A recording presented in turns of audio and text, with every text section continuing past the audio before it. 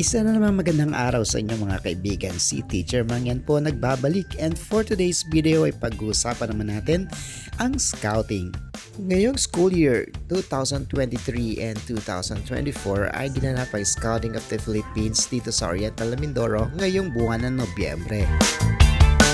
The Boy Scouts of the Philippines is the national organization of the Philippines.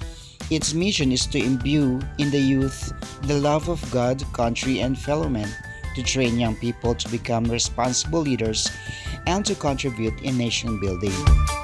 Kaya naman kaakibat ng scouting ang iba't ibang mga gawain pang mga bata ay masanay na mag-isa or maging independent sa kanilang buhay. Ganitong murang edad na mga bata ay nararapat na sila'y matuto kung paano nga ba ang maging independent, makapagawa ng desisyon ng sarili lamang nila na hindi umaasa sa mga nakakatanda. At isa nga sa mga activities na kanilang gagawin ay itong tinatawag nating semaphore. Ano nga ba ang semaphore? Ito ang tinatawag na semaporong watawat sa Tagalog.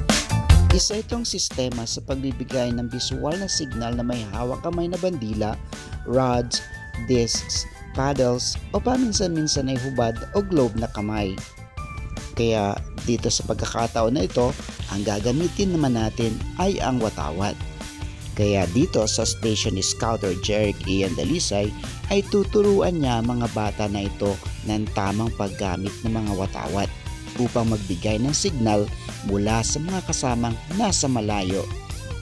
Ang bawat posisyon o level ng kamay na may hawak na bandila ay may katumbas na letra.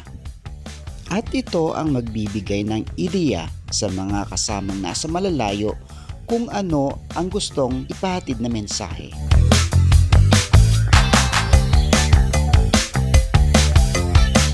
Scouter Khalil Mendoza naman ang magbibigay sa mga batang ito kung paano ba ang tamang pagbasa ng kompas. Ngunit dahil wala tayong kagamitan ay sa virtual muna tayo mag-aaral. At tayo naman pumunta sa next station. Dito sa station na to, kay Scouter Rufy Villahermosa ay tinuturuan ng mga bata ng Scout Ideals. At kung bakit ba mahalaga na magkaroon ng scouting. Pagkatapos natin pumunta sa station ni Scouter Rufy Villahermosa ay puntahan naman natin ang station ni Scouter Isel Salazar. So nakita natin dito na mga bata ay tinuturuan niya ng tamang pagtatali. Ito yung tinatawag nating knot tying. Knot tying has long been a part of scouting program for good reasons. It promotes discipline and focus, and it teaches useful skills that can be used immediately. Most people can just tie one knot. Many scouts know more than a dozen. Hindi man magamit ng mga batang ito ang skills na ito for today, pero pagdating ng panahon ay magagamit nila ang mga kaalaman nilang natutunan sa scouting. Knot tying can be done in infinite numbers of different ways, and each way can hold different purpose and strength. Each purpose has allowed for people to develop further inventions and techniques to advance the way we do things. Ika nga nila, kung creative ka lang at madiskarte sa buhay, ay pwede kang makagawa ng sarili mong style ng knot tying, di ba? Mula sa kalayuan ay natanaw ko itong dalawang kasamang scouters. Sila Scouter Elizabeth de Castro at Scouter Lorna Mallorca na nakatoka sa pagluluto at pamamalengke. At narito na ulit ang another batch of Boy Scouts na nagmula naman sa iba pang station. Ang sistema kasi dito ay iginrupo sa 8 patrol ang mga bata, mga scouts, at ang bawat patrol ay naka-assign na pupunta sa iba't ibang station. Pagkatapos ng oras na inilaan na ilalagi nila sa station, ay lilipat sila sa susunod na station. Kaya paikot lang sila hanggang sa makumpleto nila ang lahat ng stations dito sa scouting.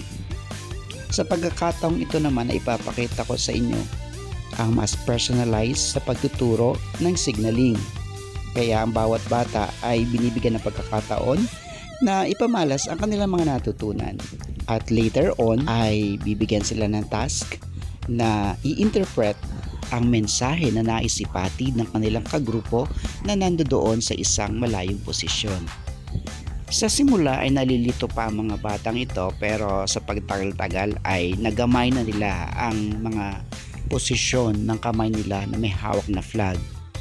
At dahil handa na sila, marunong na silang mag-interpret, ay bigyan na natin sila ng chance para i-interpret ang mensahe na kanilang ihahatid sa kanilang mga kasama.